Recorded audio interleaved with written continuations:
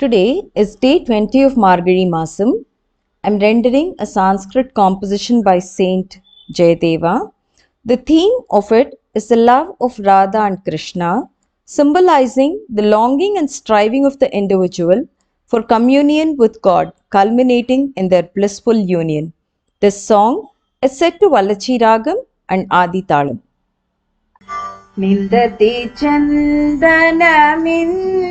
किरणमनु निन्दति खेदमदीरम् व्याळनिलयमिळनेन गरळमिव कलयति मलयसमीरम् साविरही तव दीना कृष्ण साविरही तव दीना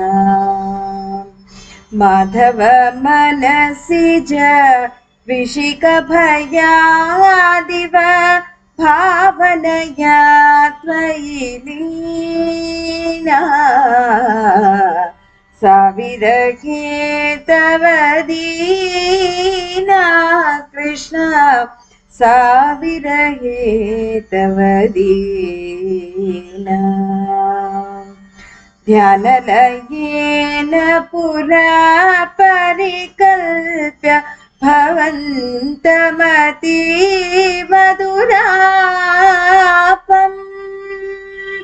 विलपति हसति विषीदति रोदिति चञ्चति मुञ्चति तापम्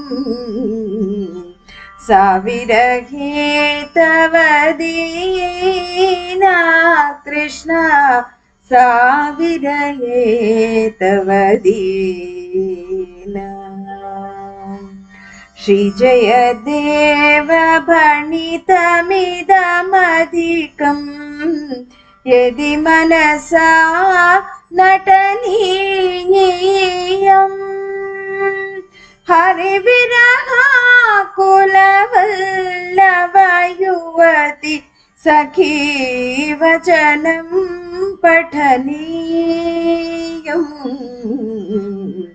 साविरही तव दीना कृष्ण साविरही तव दीना माधव मनसिज विशिक भयादिव भावनया त्वयि लीना